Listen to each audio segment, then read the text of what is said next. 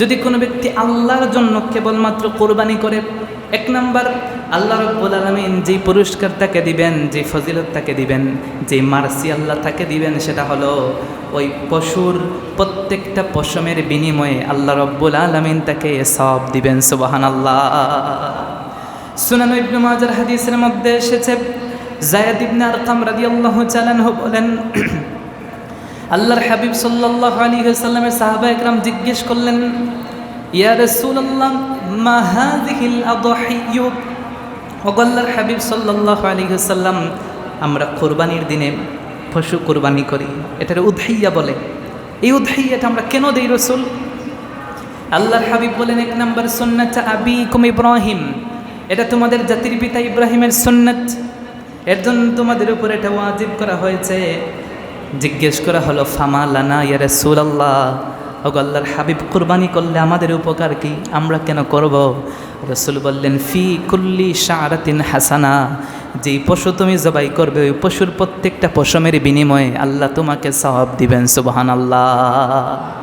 সাহাবা একরাম চালাক ছিলেন, খুবই ইন্টেলেকচুয়াল পাওয়ার ছিল তাদের।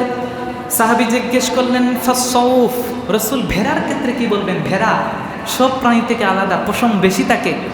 আল্লাহর হাবিব সাল্লাল্লাহু আলাইহি ওয়াসাল্লাম বললেন, বিকুল্লি শাআরাতিন মিনাস সাউফি হাসানা। সাহাবী, মনে রাখবা, তুমি যদি একটা ভেড়াও আল্লাহর রাস্তায় কোরবানি করো, ভেড়ার শরীরে বেশি পশম থাকে, ওই বেশি পশমওয়ালা ভেড়ার প্রত্যেকটা পশমের বিনিময়ে আল্লাহ তোমাকে সওয়াব দিয়ে দিবেন। সুবহানাল্লাহ। 2 নম্বর, জিলহজ মাসের সর্বশ্রেষ্ঠ আমল হচ্ছে কোরবানি করা। জামিউত তিরমিজির 1493 নম্বর হাদিস, আম্মা জানা আয়েশা সিদ্দিকা রাদিয়াল্লাহু তাআলা আনহার বর্ণনা, আল্লাহর হাবিব ইরশাদ করেছেন, মা আমিলা আদামিয়্যুন মিন আমালিন ইয়াওমান নাহর আহাব্বা ইলাল্লাহি মিন ইহরাকিদ দামি। আল্লাহর হাবিব সাল্লাল্লাহু আলাইহি ওয়াসাল্লাম বলেছেন, কুরবানির দিনে একজন ব্যক্তির সর্বশ্রেষ্ঠ ব্যয়, সর্বশ্রেষ্ঠ দান হচ্ছে আল্লাহর রাস্তায় একটা পশু জবাই করে সেই রক্ত প্রবাহ করা। আল্লাহর হাবিব সাল্লাল্লাহু আলাইহি ওয়াসাল্লাম বলেছেন, ইন্নাহা লাতাতি ইয়াওমাল কিয়ামাতি বিকুরুনিহা ওয়া আশআরিহা ওয়া আযলাফিহা, যেই পশুটা আপনি কুরবানি করবেন কিয়ামতের ময়দানে সেই পশু তার শিং নিয়ে, তার পশম নিয়ে, তার খুর তথা রক্ত সহ সে কিয়ামতের ময়দানে দাঁড়াবে। সুবহানাল্লাহ। ওয়া ইন্নাদ দামা লা ইয়াকাউ মিনাল্লাহি বিমাকানিন ক্বাবলা আন ইয়াকা মিনাল আরদ। আল্লাহর হাবিব বলেছেন, যেই পশু তুমি জবাই করবে, জবাই করার সাথে সাথে প্রথম যেই রক্তের ফোঁটাটা জমিনে পড়বে, প্রথম রক্তের ফোঁটা জমিনে পড়ার পূর্বে আল্লাহ তোমার জীবনের গুনাহগুলো মাফ করবেন। সুবহানাল্লাহ। এর জন্য আল্লাহর হাবিব বলেছেন, ফাতিবু বিহা নাফসা, তোমরা স্বাচ্ছন্দ্য উৎফুল্লতার সাথে আনন্দিত হয়ে তোমরা আল্লাহর রাস্তায় কুরবানি করবে। 3 নম্বর, আল্লাহর হাবিব বলেছেন, কুরবানির পশুর রক্ত মাটিতে পড়ার সাথে সাথে গুনাহগুলো মাফ করে দিবেন। এমনকি ওই ব্যক্তি, যে ব্যক্তি কোরবানি দিয়েছে, ওই ব্যক্তি কোরবানিটা কিয়ামতের ময়দানে বিভীষিকাময় কঠিন মুহূর্তে যখন হিসাব নিকাশ চালু হয়ে যাবে, যখন জাহান্নামের মধ্যে মানুষ যেতে থাকবে, কোরবানিদাতাকে আল্লাহ জাহান্নামে দিবেন না, মধ্যখানে কোরবানি এসে সেই ব্যক্তি জাহান্নামে যাওয়ার জন্য প্রতিবন্ধক হয়ে যাবে। সুবহানাল্লাহ। সামর্থ্য থাকা সত্ত্বেও অনেকে কোরবানি দেন, আছে না? কৃপণতা করে মনে হয় যে কোরবানি দিলে সম্পদ কমবে না, কিয়ামতের ময়দানে জাহান্নামে যাওয়ার জন্য বাধা হিসেবে তোমার যেটা দাঁড়াবে সেটা হচ্ছে কোরবানির পশু। সুবহানাল্লাহ পড়েন। আল মুআজামুল কাবীর তাবরানীর 2670 নম্বর হাদিস, আল্লাহর হাবিব বলেছেন, মান দাহা তাইয়িবাতান বিহা নাফসুহু মুহতাসিবান লিল উদহিয়াতিহি কানাত লাহু হিজাবাম মিনান নার। যেই ব্যক্তি প্রফুল্ল চিত্তে, চাপে পড়া না, বাধ্য হয় না, প্রফুল্ল চিত্তে যে ব্যক্তি কোরবানি করবে, তার কোরবানির নিয়ত হবে আল্লাহকে সন্তুষ্ট করা। মুহতাসিবান লিল উদহিয়া, সাওয়াবের নিয়তে যেই ব্যক্তি কোরবানি করবে, কানাত লাহু হিজাবাম মিনান নার, এই কোরবানির পশুটা কিয়ামতের ময়দানে তার জাহান্নামে যাওয়ার প্রতিবন্ধক হিসেবে দাঁড়াবে। সুবহানাল্লাহ। 5 নম্বর, কিয়ামতের ময়দানে মানুষ ফুলসিরাতের পুলটা পার হতে অনেক কষ্টের মধ্যে পড়ে যাবে। একজন কোরবানিদাতা কিয়ামতের ময়দানে সেই ফুলসিরাতের সেই পুলটা পার হওয়া তার জন্য সহজ হয়ে যাবে, সে যদি দুনিয়ার মধ্যে থেকে কোরবানি দিতে পারে। বাদায়ুস সানায়ের 5ম খণ্ডের 80 পৃষ্ঠার মধ্যে এসেছে, আল্লাহর হাবিব বলেছেন, আযিমু দুহায়াকুম ফাইন্নাহা আলা তরিকি মাতায়াকুম। আল্লাহর হাবিব বলেছেন, তোমরা মুঠা তাজা পশু দেখে কোরবানি করো, কারণ এই কোরবানির পশু কিয়ামতের ময়দানে তোমাদেরকে ফুলসিরাতের পুলটা বহন করে পার করিয়ে দিবে। সুবহানাল্লাহ। বাজারে গিয়ে দেখে সবচেয়ে কম দামি পশু কোনটা?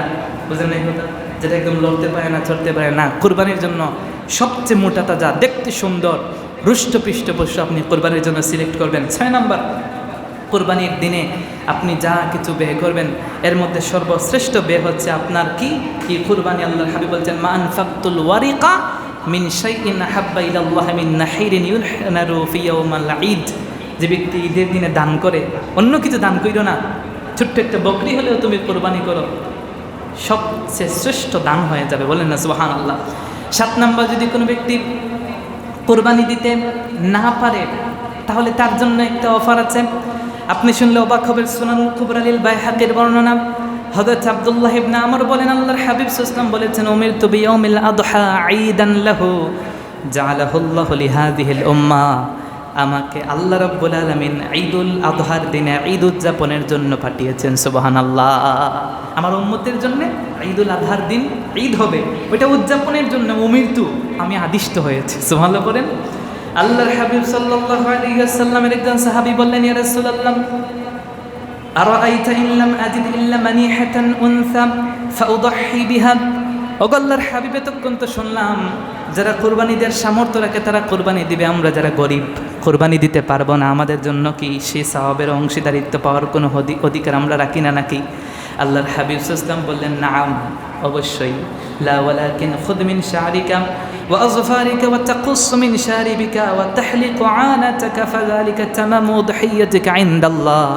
ও আমার সাহাবী বললেন, ইয়া রাসূলুল্লাহ, আমি আছি এমন লোক যে ব্যক্তির একটা মাদি আছে, দুধ দেয়, এমন একটা বকরি আছে, এটা ছাড়া কোরবানি দেওয়ার আর কোনো পশু নাই। রাসূল, আমরা কি এত ফজিলতপূর্ণ কোরবানির ফজিলত থেকে আমি কি বঞ্চিত হয়ে গেলাম নাকি? রাসূল বলেন, অবশ্যই না। তোমার একটা কাজ দেই, সেই কাজটা হলো তুমি এবং যারা কোরবানি দিবে তাদেরকেও বললাম একটা আমল করবা, সেটা হলো এমন, জিলহজ মাসে যখন চাঁদ দেখা যাবে, চাঁদ দেখা থেকে নিয়ে শরীরের অবাঞ্ছিত পশম, গুফ কাটা, চুল কাটা, নখ কাটা, এগুলো তুমি বন্ধ করে দিবে। জিলহজের 10 তারিখে ঈদুল আজহার দিনে ঈদের নামাজের পরে মানুষ যখন কোরবানি দেওয়া শুরু করবে তখন তুমি তোমার চুল কাটবে, নখ কাটবে, গুফ কাটবে, শরীরের অবাঞ্ছিত পশম তুমি এগুলো কাটছাট করে ফেলবে। ওই ব্যক্তি কোরবানি দিয়ে যেই সওয়াব পেয়েছে, তোমার সামর্থ্য নাই তো, এর জন্য এই কাজ করে কোরবানি দেওয়ার সওয়াব তুমি পেয়ে যাবে। সুবহানাল্লাহ।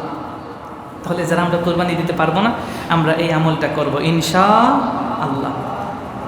আমরা যখন কোরবানি করব, কোরবানির গোশত পুরো গরুটা ফ্রিজের মধ্যে ঢুকিয়ে দেব, এমনটা করব না। আমরা যারা কোরবানিতে সামর্থ্য রাখি তারা অবশ্যই বছরও আরও 5-10 বার গোশত এনে খাওয়ারও সামর্থ্য রাখি, ঠিক কিনা? এর জন্য ইসলাম ব্যালেন্স দিয়েছে, অত্যন্ত চমৎকার করে বলেছে, তুমি যদি কোরবানি দিবে, তোমার কোরবানির গোশত তুমি গরিবদেরকে দান করবে। কোরবানির গোশত তুমি 1/3 করবে, 3 অংশ করে 1/3, মানে 1 অংশ তুমি গরিবদেরকে দান করে দিবে। গরিবরা হয়তো সারা বছর যে গরুর গোশত খেতে পারে না, 800-850 টাকা কেজি। শুধু গরুর গোশত কিনলে তো হবে না, এর সাথে তো মশলার দরকার আছে না নেই? তুমি যদি কোরবানি করো, তুমি গোশত একটু গরিবদেরকে দিও। একজন গরিব লোক ততটুকু দিও, 1 টুকরা দিও না। ও নিয়ে 10 বাড়ি থেকে 10 টুকরা এনে 1 তরকারি রান্না করতে হয়। তুমি ততটুকু দিও যতটুকু দিলে সে তার পরিবার নিয়ে 1 ওয়াক্ত অন্ততপক্ষে খেতে পারে। এগুলো আছে শেষরা, কোরবানি দিয়ে নাম লাগায়, গেটের মধ্যে লাইন ধরে, আসে না নাই? মানুষ এসে ভিক্ষুকের মধ্যে হাত পাতায়, সে নিজের অহংকারী মনে করে 1 টুকরা দেয়, এখানে 2টা গালি দিয়ে দেয়। এমন লোক আমাদের সমাজে আছে না নাই? এমনটা করা যাবে না। সবচেয়ে মুস্তাহাব পন্থা হচ্ছে 3 ভাগ করবেন। 3 ভাগ করে আপনি 1 ভাগ গরিব যারা, অসচ্ছল যারা, দরিদ্র যারা, তাদের মধ্যে আপনি বন্টন করে দিবেন। আত্মীয় স্বজনের মাঝে সম্পর্ক স্থাপন করবে।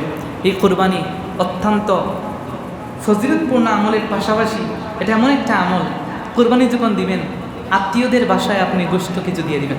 কয় অংশ করার কথা বলেছি? 3 অংশ। 1 অংশ দিবেন কাদেরকে? গরিবদেরকে। আর 1 অংশ দিবেন আত্মীয় স্বজনদেরকে, নিকটাত্মীয় রক্তের সম্পর্ক। আর 1 অংশ নিজের জন্য রেখে দিবেন। এর জন্য কোরবানির এই বিষয়গুলো আমরা লক্ষ্য করব ইনশাআল্লাহ। কোরবানির বিধান কি? কোরবানির বিধান কি এ সম্পর্কে যদি আমি সংক্ষেপে বলি, ইমাম আবু হানিফা রহমতুল্লাহ আলাইহি, ইমাম মালিক রহমতুল্লাহ আলাইহির একমতে পাওয়া যায় এমনকি ইমাম আহমদ ইবনে হাম্বল, ইমাম আউজাই, ইমাম লাইস সহ অধিকাংশ ওলামায়ে কেরাম বলেছেন কোরবানি করা ওয়াজিব। কোরবানি করা কি? যদিও হাদিসের মধ্যে এসেছে সুন্নাতা আবিকুম ইব্রাহিম, তবে কথা মনে করতে হবে সুন্নতের সংজ্ঞা আমরা অনেকে জানি না, অনেক হুজুররাও জানে না। রসুল যা করেছেন, যা করতে আদেশ করেছেন তাই সুন্নাত না, কখনো ওয়াজিব হয়। মনে রাখবেন, যেই কাজ করার কথা বলার পরে না করার জন্য ধমক দেওয়া হয়েছে, না করলে কি আছে? ধমক আছে। যেই কাজ করার আদেশ আছে, না করলে কি আছে? ধমক আছে। ওই কাজটা আর সুন্নাত থাকে না, সেটা ওয়াজিব হয়ে যায়। রাসূল বলেছেন, মান কানা লাহু সাআতুন ওয়া লাম ইউদহি ফালা ইয়াকরাবান্না মুসাল্লানা। যে ব্যক্তি সামর্থ্য রাখে সে যেন কুরবানি করে, আর যে ব্যক্তি সামর্থ্য থাকা সত্ত্বেও কুরবানি করে না, সেজন্য আমাদের ঈদগাহের পাশে না আসে। এটা কি? ধমক। প্রথমে দিয়েছেন আদেশ কুরবানি করো, পরে ধমক দিয়েছেন কুরবানি না করলে ঈদগাহের আশপাশে আসা যাবে না। এটার সুন্নত থাকলো না, সেটা ওয়াজিব হয়ে গেল। তাহলে বলেন তো কোরবানি, এমনকি ইমাম মালিক, ইমাম শাফিঈর অভিমতে একটা মত পাওয়া যায় যারা সুন্নতে মুআক্কাদা বলেছেন। আর সুন্নতে মুআক্কাদা এটা আকলাবু ইলাল উজুব, এটা ওয়াজিবের কাছাকাছি। ঘুরে ফিরে সবাই এই কথাই বলেছেন, কোরবানি করা কি? বলেন না সামর্থ্যবান ব্যক্তির উপর শর্ত সাপেক্ষে কোরবানি করা। হানাফি মাযহাবের বিখ্যাত একটা কিতাব হিদায়ার ৪র্থ খণ্ডের ৩৫৫ পৃষ্ঠার মধ্যে আল্লামা বুরহানুদ্দিন মারজানানী রাহমাতুল্লাহ আলাইহি বলেছেন, আল উদহিয়াতু ওয়াজিবাতুন আলা কুল্লি হুররিন মুসলিমিন মুকিমিন মুসরিন ফি ইয়াউমিল আযহা। ঈদের দিনে মুসলমান একজন সচ্ছল স্বাধীন মুকিম ব্যক্তির উপর কোরবানি করা ওয়াজিব। এটাই হানাফি মাযহাবের সর্বসম্মত ফাতোয়া। এমনকি পবিত্র কোরআনে ১০৮ নম্বর সূরা সূরাতুল কাউসারের আল্লাহ রাব্বুল আলামিন স্পষ্ট বলেছেন, ইন্না আ'তাইনাকা কাল কাউসার ফাসাল্লি লিরাব্বিকা ওয়ানহার। তুমি নামাজের আগে কি বলবে? কি বলে? কুরবানির আগে ফাসাল্লি, প্রথমে নামাজ পড়বে ঈদের নামাজ, ওয়ানহার, তারপর কি করবে? কুরবানি করবে। যার কারণে উলামায়ে কেরাম বলছেন এই কুরবানি করাটা কি?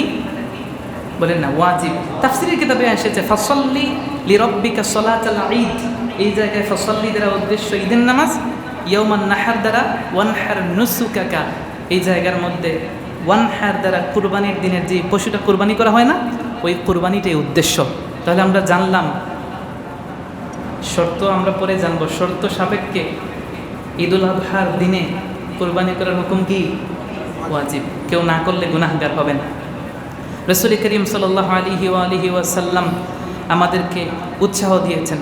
কুরবানি বিধান কখন প্রবর্তন হয়েছে এ সম্পর্কে আল ফিকহু ইসলামী ওয়াল আদিল্লাতুর মধ্যে এসেছে যে ইসলামী শরীয়তের আলোকে আহলুস সুন্নাত ওয়াল জামাতের সকল উলামায়ে কেরাম এই বিষয়ে একমত হয়েছেন যে রাসূল করিম সাল্লাল্লাহু আলাইহি ওয়াসাল্লামের মক্কা শরীফ হতে মদিনা হিজরতের পরে দ্বিতীয় হিজরিতে এই কুরবানি তথা ঈদুল আজহার নামাজ এবং কুরবানিটা ওয়াজিব হয়েছে। এমনকি হাদিসের মধ্যে এসেছে রাসূল 10 বছর মদিনায় ছিলেন। কোথায় ছিলেন?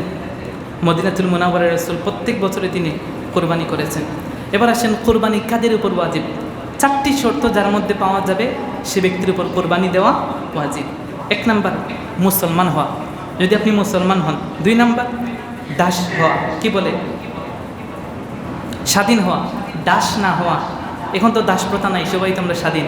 3 নাম্বার মুকিম হওয়া, মুসাফির যিনি, মুসাফির অবস্থায় তার উপর কুরবানি ওয়াজিব না, কিন্তু তিনি যদি মুকিম হন, এমনকি 10, 11, 12 জিলহজ সূর্যাস্তের আগ পর্যন্ত যদি তিনি মুকিম হয়ে যান। আর 4 নাম্বার হচ্ছে নেসাব পরিমাণ সম্পদের মালিক হওয়া। নেসাব মানে হচ্ছে কি?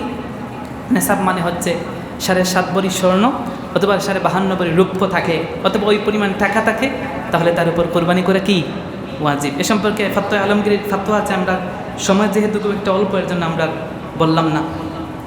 নেসাবের সময়কাল আমরা আগে বলেছি, তাও আরেকবার বলছি। নেসাবের সময়কাল হচ্ছে জিলহজের 10, 11, 12। জিলহজ মাসের 10 তারিখ সূর্য উদয় থেকে নিয়ে 11, 12 জিলহজ সূর্যাস্তের আগ পর্যন্ত এই সময়টুকুর ভিতরে যদি আপনি ওই পরিমাণ সম্পদের মালিক হন, তাহলে আপনার উপর কোরবানি করা ওয়াজিব। ঘরের মধ্যে স্ত্রীরা আছেন, তাদের স্বর্ণ অলংকার থাকে, থাকেই না, তাদের কুরবানি কারা আদায় করবে?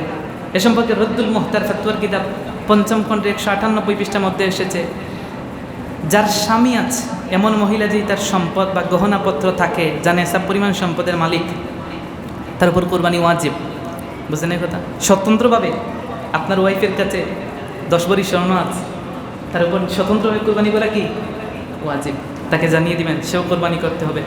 সচ্ছল ব্যক্তির কোরবানি, বাহরুর রায়াতের মধ্যে এসেছে সচ্ছল ব্যক্তি কোরবানির দিনসমূহের মধ্যে তার মালিকানায় অন্ন, বস্ত্র, বাসস্থান সহ আসবাবপত্র, উপার্জনের উপকরণ সহ ঋণ ব্যতীত 7.5 ভরি স্বর্ণ, 52 ভরি রূপ্য অথবা ওই পরিমাণ সম্পদ, ওই পরিমাণ ব্যবসার কোনো যদি দোকানপাট থাকে, ফ্ল্যাট থাকে, যাই থাকে ব্যবসার জন্যে ব্যবহার ছাড়া, ঋণ ছাড়া, তাহলে তার উপরও কোরবানি ওয়াজিব হয়ে যাবে। গরিব লোকের উপরে কখনো কখনো ওয়াজিব হয়ে যায় কোরবানি করা, দুইটা কারণ। একটা হচ্ছে কোনো গরিব লোক যদি কোরবানির নিয়তে পশু ক্রয় করে ফেলে, আমি কোরবানি দিব, তার উপর কোরবানি ওয়াজিব ছিল না, শরীয়ত ওয়াজিব করে নাই, কিন্তু নিজে ওয়াজিব করে নিয়েছে, ওই ব্যক্তি কোরবানি দিতে হবে। আর একটা হচ্ছে কোনো গরিব যদি মান্নত করে যে আমি এই বছর কোরবানি দিব বা এই পশুটা আমি কোরবানি দেব, এরকম যদি মান্নত করে, তাহলে গরিব লোকের উপর এই দুইটা শর্ত সাপেক্ষে কোরবানি ওয়াজিব। আমি সময়ের কারণে ফতোয়া শোনালাম না, এটা বাদায়ুস সানায়ের 5ম খণ্ডের 92 নম্বর পৃষ্ঠার মধ্যে আছে। অপ্রাপ্ত বয়স্ক বালক, যে প্রাপ্ত বয়স্ক হয় নাই, তার পক্ষ থেকে কোরবানি দেওয়া জায়েজ, কোনো সমস্যা নাই, তবে তার উপর ওয়াজিব না। তার উপর কি না? যেহেতু আমরা আগে বলেছি যে নাবালক কিশোর যারা নেশাব পরিমাণ সম্পদের মালিক, বুঝেন নাই, তার উপর হয়তো স্বতন্ত্রভাবে নেশাব পরিমাণ সম্পদ আছে, কিন্তু সে কি না, বালেগ না, যার কারণে তার উপর কোরবানি ওয়াজিব না। কিন্তু যদি আপনি বাবা, আপনি আত্মীয় স্বজন যদি তার পক্ষ থেকে কোরবানি দিয়ে দেন, তাহলে সওয়াবটা আপনি পাবেন। সুবহানাল্লাহ বলেন। তখন তার উপর তো কোনো শরীয়ত যায় নাই। 3 অবস্থায় শরীয়তটা সাইলেন্ট থাকে, তার মধ্যে একটা হচ্ছে আনিস সাবিয়্যি, একজন নাবালেগ শিশু যতক্ষণ না সে বালেগ হয়, তা আপনি যদি একজন আপনার সন্তানের পক্ষ থেকে কুরবানি দেন, ডবল সওয়াব পাবেন, আদায় করার চেষ্টা করবেন। এটা সুনান আবু দাউদের হাদিস আছে, আমি সংক্ষেপে বললাম, এবং ফাতওয়া শামিতে সম্পর্কে ফাতোয়া আছে। মুসাফিরের জন্য কুরবানির বিধান কী হবে? একজন মুসাফির যিনি সফরে আছেন, সফরের শর্ত কি? সফরের শর্ত হচ্ছে যদি কোনো ব্যক্তি 15 দিনের কম থাকবেন এমন নিয়ত করে 48 মাইলের দূরত্ব চলে যান, নিজ বাড়ি থেকে 15 দিনের কম থাকার নিয়তে 48 মাইলের দূরত্ব মানে 78 কিলোমিটার অতিবাহিত করে যদি কোথাও যান, তাহলে তিনি মুসাফির। তিনি কি? যদি 15 দিনের বেশি নিয়ত থাকে তাহলে মুসাফির হবেন না, 78 কিলোমিটার বেশি গেলেও তিনি মুসাফির হবেন না। মুসাফির অবস্থায় তাকে কোরবানি দিতে হবে না, সাইলেন্ট। কিন্তু যদি এই 3 দিনের ভিতরে তিনি মুকিম হয়ে যান, আবার নিজের এরিয়াতে ফিরে আসেন, তাহলে তাকে কোরবানি দিতে হবে। এর সম্পর্কে হানাফি মাযহাবের বিখ্যাত একজন স্কলার আল্লামা আলাউদ্দিন কাসানি রহমতুল্লাহ আলাইহি তিনি বাদায়ুস সানায়ের মধ্যে এবং আদ-দুরুল মুখতার, ফাতওয়ায়ে কাজী খান সহ অসংখ্য ফাতোয়ার কিতাবে এটা এসেছে। আমি এটা আরেকটা বললাম যে কোরবানির শেষ সময়ে যদি কেউ মুসাফির থেকে মুকিম হয়, এটার আলাদা একটা আলোচনা ছিল, আমি সংক্ষেপের কারণে বললাম না। কোরবানির শেষ সময়ে যদি কেউ ইসলাম গ্রহণ করে, 10, 11, 12 জিলহজ সূর্যাস্তের আগ পর্যন্ত যদি কেউ ইসলাম গ্রহণ করে, আর তার কাছে যদি ওই পরিমাণ সম্পদ থাকে, তার উপরও কোরবানি করা কি? নতুন মুসলমান হয়েছে বলে কোরবানি করতে হবে না, বিষয়টা এমন না। তার উপর শর্ত সাপেক্ষে কোরবানি ওয়াজিব। যারা হাজি, যারা হজে যান, তাদের কোরবানি, উমরা পালনকারী যারা, তাদের কোরবানি আর 10 জিলহজের কোরবানি এক না, আলাদা।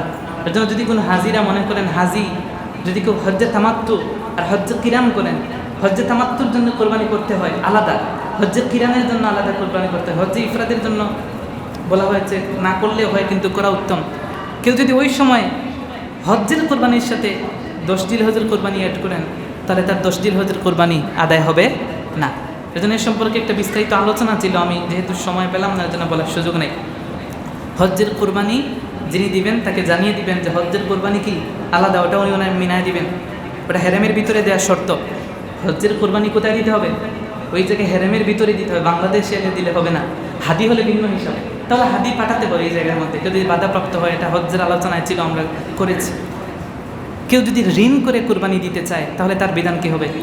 যদি কোনো ব্যক্তির কাছে মনে করেন 7.5 ভরি স্বর্ণ আছে, অথবা 52 ভরি রূপ্য আছে, অথবা ওই পরিমাণ টাকা আছে কোথাও, কিন্তু বর্তমানে সে ক্যাশ তার হাতে নাই, এমত অবস্থায় নেশাবের দিনগুলো চলে যাচ্ছে, এমত অবস্থায় সে হালাল পন্থায় কোনো প্রকার সুদ ঘুষ ছাড়া, এই সমস্ত হারাম লেনদেন ছাড়া বৈধ পন্থায় সে ধার এনে, খরচ বা ঋণ এনে কোরবানি দিতেই হবে। কোরবানি দিলে কোনো সমস্যা হবে না। কারণ বলতে পারবেন না যে ঋণ করে কোরবানি দেওয়া যাবে না। আবার বলছি, যে সামর্থ্য রাখে, ক্যাশ টাকা হাতে নাই, তার উপর কোরবানি ওয়াজিব, প্রয়োজনে ঋণ করে কোরবানি দিতে হবে। জীবিত ব্যক্তির নামে কোরবানি, একজন জীবিত ব্যক্তির পক্ষ থেকে আপনি কুরবানি দিতে পারেন। মনে করেন আপনার বাবা, আপনি আপনার ওয়াইফ নিয়ে সেপারেট হয়ে গেছেন, অথবা আপনার ভাই অথবা আপনার বোন, তার সাথে আপনার ওই সম্পর্ক নাই যে সম্পর্ক হইলে ওনার নেশাবের উপর আপনার দায়িত্ব চলে আসে। কিন্তু আপনি চাইলে, আপনার সামর্থ্য আছে, আপনার ভাইয়ের পক্ষ থেকে বাবার পক্ষ থেকে একটা কুরবানি আপনি দিতে পারেন। আপনার সামর্থ্য যদি তাকে আপনি দিয়ে দিবেন। এটা আহলুস সুন্নাহ ওয়াল জামাতের ফতোয়া আছে এ সম্পর্কে, যে যদি আপনি কুরবানি দিয়ে দেন তার পক্ষ থেকে কুরবানি আদায় হয়ে যাবে।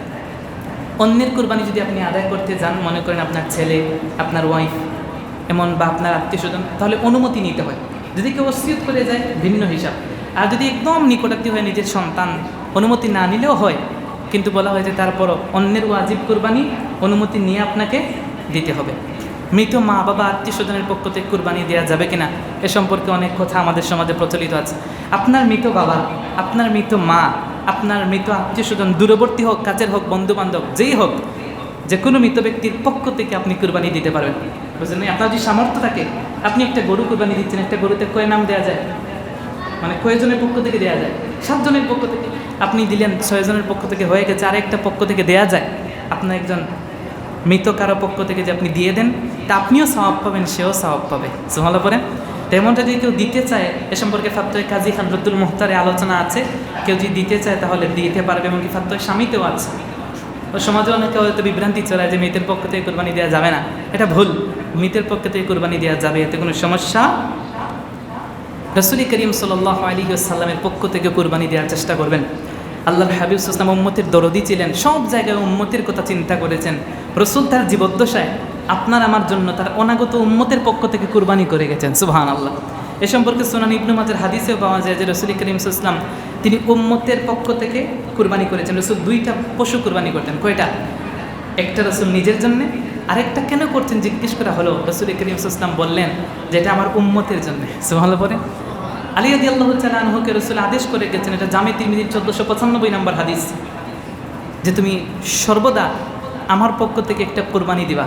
আলী রাদিয়াল্লাহু তাআলা আনহু 2টা পশু কুরবানি দিতেন, একটা নিজের পক্ষ থেকে আর একটা রাসূলের পক্ষ থেকে।